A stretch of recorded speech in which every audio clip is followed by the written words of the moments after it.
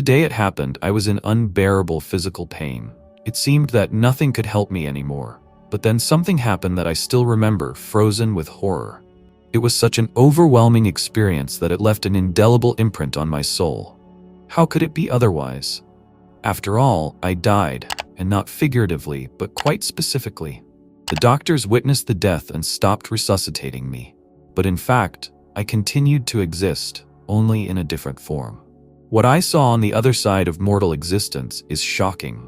I was dead for 15 minutes, but for me, that time turned out to be an eternity. This is how a man named Ian McCormack, whose experience of being in the next world ended very unusually, told about the beginning of his amazing journey to the other world. Shortly before these events, in 1980, he went to live on the island of Mauritius. This place attracted him because it was considered the best place to surf, which he loved very much. At that time, he was only 24 years old, and it seemed that his whole life was ahead of him. But that was not the case. Soon, events began to unfold with such rapidity that Ian did not even have time to realize what was happening. Leading an idle life on a tropical island, he didn't think much about the future. One day, succumbing to the persuasions of a friend, he went on a night fishing trip to one of the picturesque reefs where he could dive to catch more crayfish. At first, everything was fun, and he collected a good catch. But before returning home, the beam of his flashlight picked out some mysterious silhouette resembling a squid from the darkness of the night sea. Ian became curious about what kind of creature it was and decided to grab it. He was wearing special diving gloves, and when he tried to grab what he thought was a squid, it slipped between his fingers. Only then did he realize that it was a jellyfish. He had never seen one like this before. Her head looked like a bell, and long transparent tentacles stretched out from behind. Ian was distracted for a while, losing sight of the underwater creature, but suddenly felt his hand burn. Since the pain was not severe, he continued diving for crayfish. However, he was stung several more times by such jellyfish, and a premonition of trouble gripped Ian. He realized that night diving had to be stopped. Unfortunately, the waves carried him far away from the boat, and he had to cover some distance to return. He would have handled it easily, but what he saw on the way horrified him. There was a whole mess of jellyfish in the water. One of them floated very close to his face. In order not to get hit in the face, he pushed the jellyfish away with his hand. But soon he felt 2 painful blows to his arm. As by some miracle, he survived to the boat. Climbing into it, Ian examined his hands. They were covered with wounds and swollen lumps. At that time, his friend swam up to the boat. When he saw what had happened to his friend, he turned pale and with a frightened face asked who had stung him like that. When Ian answered, the friend turned even paler and clarified how many times he had been stung. When he heard the answer, he gasped, "My God, we need to go to the hospital urgently. These are incredibly poisonous jellyfish. Even if you get only one burn from such a creature, it will be all over with you. And you got several at once. It's a miracle that you're still alive." But Ian already felt that something was wrong with him. He felt very sick, and he felt that he was beginning to lose consciousness. When they reached the shore, his friend left him in the boat, and he ran to catch a car and call for help. And then Ian clearly realized that he was dying. Suddenly, he heard a voice that said to him, "If you close your eyes now, you will never wake up again." He looked around, expecting to see a person, but there was no one. Perhaps it was his guardian angel or his own consciousness. Finally, returning with help, a friend and his assistants carried Ian into the car. As they raced along the night highway to the hospital, his soul had already begun to separate from his body. A frightening picture appeared in front of him. He saw a blonde boy in front of him who began to grow up quickly before his eyes. Watching this, Ian realized that he was looking at himself. His whole life passed before his eyes, and he became afraid. He knew that the revision of his life precedes the transition to the other world. That's what those who survived clinical death said. Now Ian was clearly aware that he was looking into the face of impending death. He was thinking about what would happen to him next. Will there be anything after death? Suddenly, his mother appeared clearly in front of him. She told him that in a difficult moment he could ask God for help, and he would forgive him and help him, even if he had been far from him all his life. Mom was a deeply religious person, and Ian was an atheist.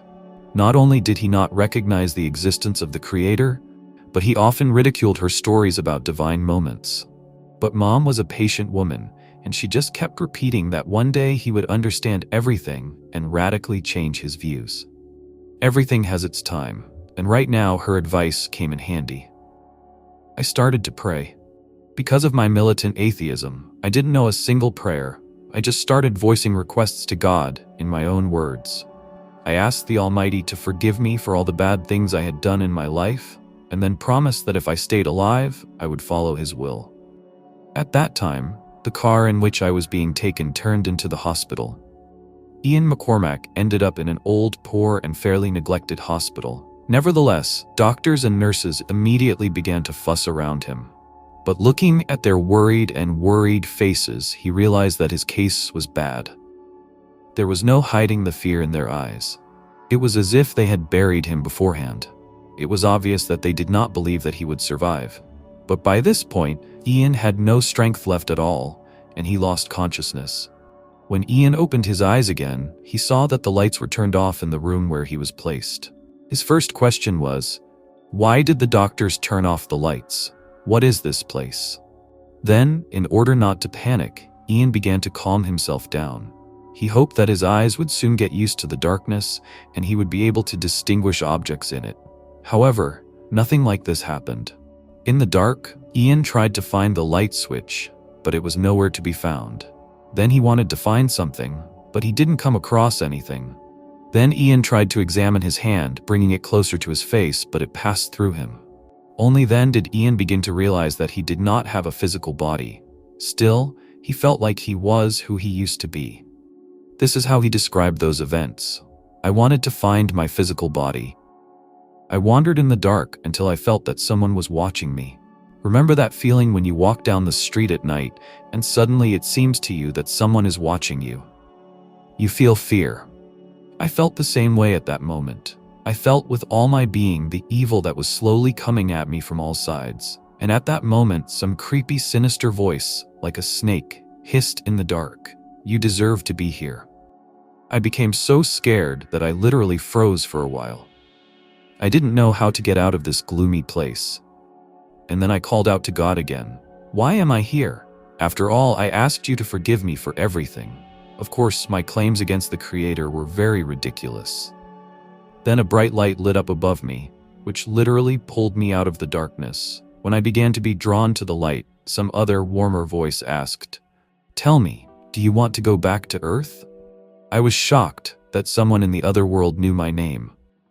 Then the stream of light in which Ian's soul was flying became more transparent, and he began to see what was behind him.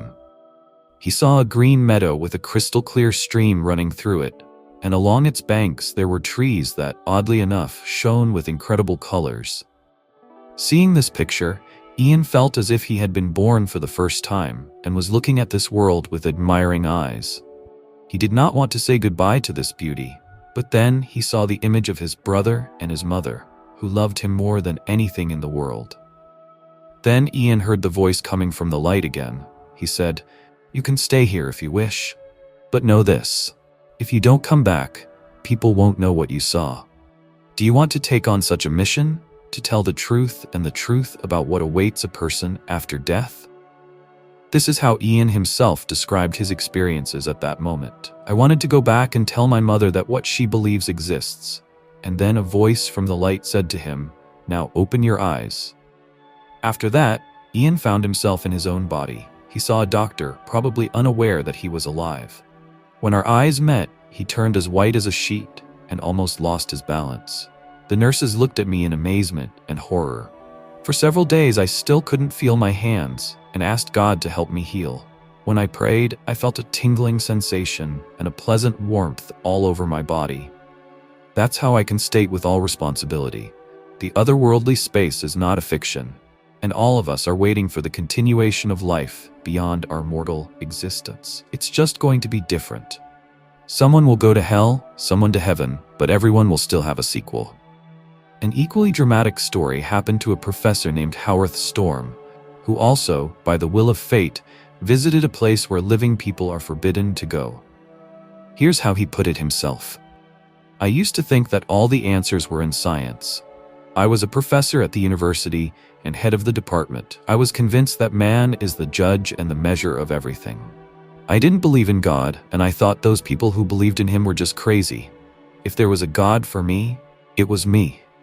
I decided for myself what was good and what was bad, where the truth was and where it wasn't. I believed only in myself and was a very cold-blooded person. But everything changed when Howth Storm suffered a clinical death at the age of 38. After that, according to him, he found himself in a place that could be called the threshold of hell, and what he saw there will not leave anyone indifferent. All these shocking events began when he, along with his wife and a small group of students, was on a trip to Europe. They stopped in Paris that day. It was Saturday, and after walking around the city, Howth Storm returned to the hotel and felt a very strong pain in his stomach. He fell to the floor and began rolling on it in unbearable agony. It seemed to him that a fire was burning inside him. Here's how he told about it. When I suddenly felt sick, and so much so that I had to call an ambulance, they took me to the hospital. Here I was informed that a hole had formed in my stomach and I needed urgent surgery. However, there was no available surgeon in the hospital I went to. I had to lie in wait for surgery without any care. When the nurse came into his room once again to check on his well-being and to inform him that the doctor had not yet been found, Storm felt his strength leaving him and informed his wife that he was dying. Howth Storm did not believe in God, and therefore in the fact that the human soul continues to exist after death. The professor understood that his life was over forever. He was suffocated by self-esteem and self-pity. Howth didn't want to die in oblivion on a metal hospital bed, but he couldn't stand the pain anymore. With thoughts of his ridiculous death, Howth Storm lost consciousness. Here is what he himself told about those subsequent events. Then I came to my senses again and was surprised that a couple of minutes ago I was dying, and suddenly I was able to get out of bed while feeling very good. I didn't have any pain. The only thing that bothered me was that there was a man lying in my bed who looked like me. But it wasn't me, because I was standing next to him. A person cannot be in two places at once. It scared me. So I decided not to look towards the bed where that person was lying. Moving away from the bed, Howth Storm saw the door to the ward ajar. It was dark in the hospital corridor, and in this darkness he saw several strange figures. They were calling him. Storm asked, "Did you come to take me to the surgery?" In response, he heard, "We know what you need. We know everything about you. Follow us." Howth Storm left the room and hurried down the hospital corridor after the figures he thought were supposed to take him to the surgeon. They walked for a long time, until Howth Storm finally noticed that even the faintest sources of light had disappeared in his path. He found himself in the dark. It was only then that Howth Storm began to realize what a mistake he had made by leaving his room. He decided to ask his companions when they would finally come to the operating room, but one of them replied that there was no time to ask questions. Every minute is important now. Storm followed them again, but as his anxiety grew, he continued to ask questions, and each time the answer to them became sharper. Finally, he decided not to go any further until he received the necessary explanations. Here is how he himself told about his shocking experience. "I announced to these strange and frankly frightening creatures that I would not move until they answered me. Someone from the darkness hissed at him that they were almost there, but he no longer believed them. He stopped, and then felt someone start pulling and pushing him while in the dark. He tried to push away everyone who attacked him. After that, they began to scratch him. I think there were a lot of them, because I kept pushing them away, and they rushed at me with even more force. It seemed to him that he was being torn apart, and hysterical and terrifying laughter sounded from all sides. But surprisingly, amid this ominous laughter, he miraculously made out someone's voice, which advised him to pray. He did not know if it was the advice of his guardian angel who did not leave him even on the threshold of hell, or maybe it was his own subconscious. But somehow, Howth Storm clung to those words as his only and last hope. He began to remember the prayers he had been taught as a child. It didn't work out very well, but even such prayers forced those who tormented him to retreat. Howth Storm prayed until their voices died away and he was alone. Soon, he saw rays of light that began to surround him. In these rays, scenes from his life began to unfold in front of him. On one of them, he saw how rudely he was talking to his mother. On the other, how he was fighting with his father. There were thousands of such extremely unpleasant scenes. During this viewing, Howth Storm did not see a single picture where he was praised for his achievements or presented with awards. All this was also in his life. But here, it became unimportant. According to the episodes of life that were shown at that moment, Howth Storm realized that only his attitude to people was taken into account here. Here's how he himself said about it. When I finally came to my senses in my real physical body, I saw my wife. I immediately described to her everything I had seen, and I ended the story like this. Now I realize that our short life on Earth is given to us only to prepare us for the most important thing, to choose our eternal destiny. Dear friends, thank you for watching my video to the end. If you liked it, please like it, and don't forget to subscribe to the channel. It's very important. Thank you, and have a nice day.